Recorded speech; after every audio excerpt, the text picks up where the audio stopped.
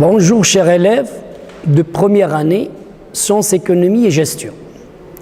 Aujourd'hui, on va commencer la troisième partie de votre programme économie générale et statistique intitulé « Les emplois ou les utilisations des revenus ».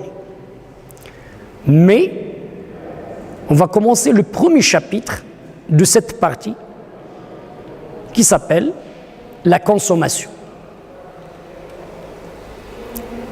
Dans ce chapitre, on va aborder deux paragraphes. Le premier concerne la définition de la consommation et le deuxième concerne les types de consommation. Alors, premièrement, on va commencer par la définition de la consommation.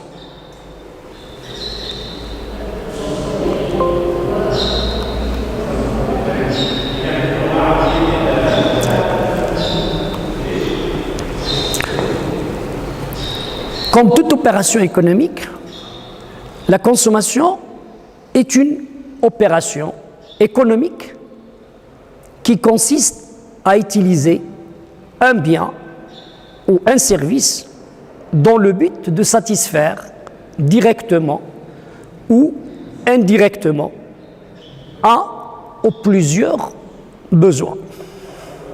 Exemple, l'achat de livres par un élève de première année sciences économiques ou l'achat d'un meuble par une famille. Je répète, la consommation, c'est une opération, c'est un acte qui consiste à utiliser un bien ou un service, soit directement, soit indirectement, pour satisfaire un ou plusieurs besoins. Donc le fait de consommer, c'est le fait de détruire le bien que vous avez acheté, ou bien le service que vous avez acheté auprès d'une entreprise, mais dans le but directement de satisfaire le besoin que vous avez, ou bien plusieurs besoins que vous avez. Voilà, en général, la consommation. Maintenant, on va aborder la deuxième partie du chapitre de la consommation, les types de consommation.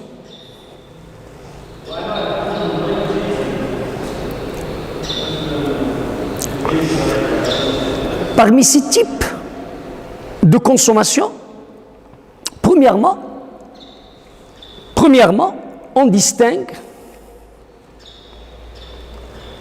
la consommation finale et consommation intermédiaire. Et on va commencer par la consommation finale. C'est l'acte par lequel un bien ou un service est plus ou moins rapidement détruit pour satisfaire directement un besoin. Cette consommation est réalisée par les ménages ou par les administrations publiques.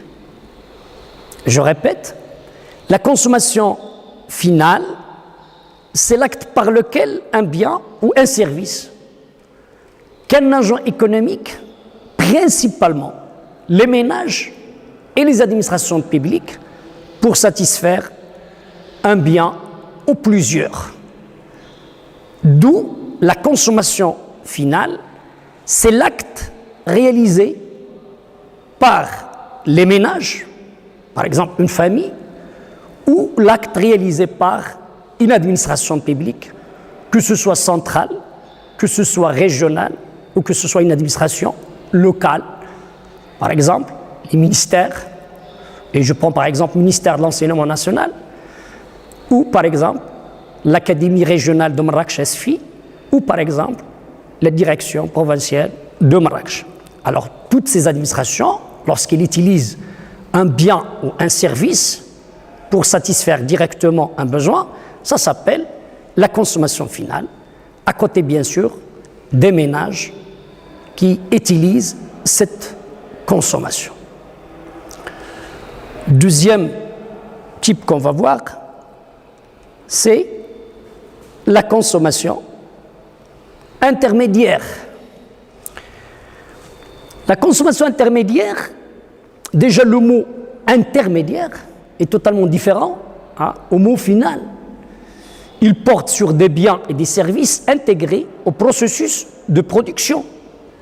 Et lorsqu'on dit la production, alors on parle généralement des entreprises, des banques qui produisent des services, ou bien des entreprises qui produisent des biens et des services, et qui disparaissent pour être intégrés dans un produit final.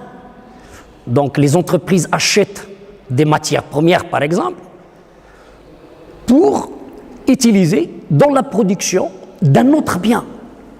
Donc le fait de consommer un bien ou un service pour produire un autre bien ou pour produire plusieurs biens sous forme de produits finis, donc ça s'appelle la consommation intermédiaire. Voilà le premier groupe de types de consommation. Je répète, la consommation finale, c'est l'acte réalisé par les ménages et les administrations publiques, et la consommation intermédiaire, c'est l'acte réalisé par principalement les entreprises, les banques et les assurances. Deuxième catégorie ou bien deuxième type de consommation qu'on peut avoir encore, c'est la consommation finale et la consommation collective.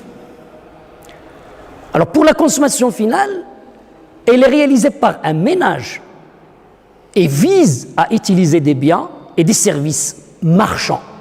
Marchands, ça veut dire ce sont des biens et services qui s'achètent et qui se vendent sur le marché de biens et services. Elle est financée par le revenu des ménages. Voilà.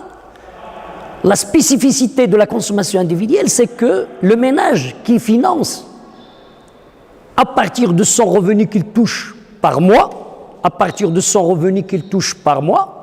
donc il finance sa consommation individuelle. Voilà. Donc on peut consommer individuellement en tant que personne célibataire, par exemple, ou bien on peut consommer une consommation individuelle par famille, par ménage. Et deuxième type, c'est la consommation collective.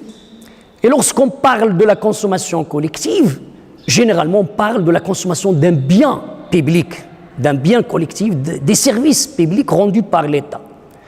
Il implique plusieurs personnes à la fois et il est dispensé gratuitement ou à un prix inférieur à son coût de production. Généralement, ce sont les administrations publiques, comme j'ai déjà annoncé au départ, que ce soit centrale, que ce soit régional, que ce soit local, ces administrations produisent des services. Ce sont des services normalement dispensés gratuitement à la population, ou bien parfois, s'il est nécessaire, donc coûtent un prix inférieur à son coût de production. Parce que les administrations publiques ne réalisent pas des profits. Ce sont des institutions à but non lucratif. Troisième type de consommation,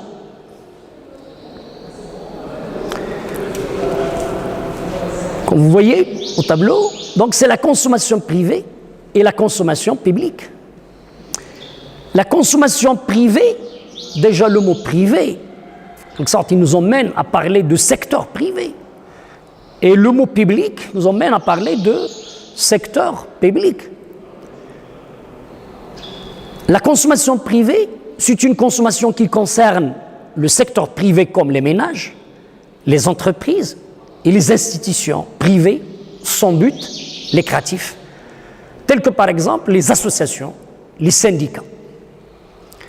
Et la consommation publique, c'est une consommation qui concerne les administrations publiques, exemple, la consommation des ministères, la consommation des collectivités territoriales, comme va par exemple la mairie de votre ville, la mairie de Marrakech. Donc lorsqu'il consomme, il consomme une consommation publique, ça veut dire des services qui appartiennent à l'État.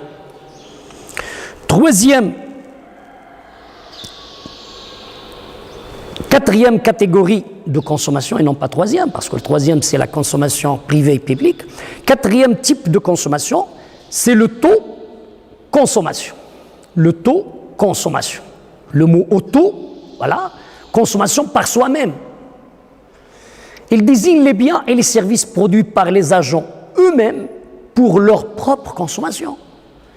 Par exemple, un agriculteur qui produit des fruits et ces fruits-là sont consommés par les membres de sa famille.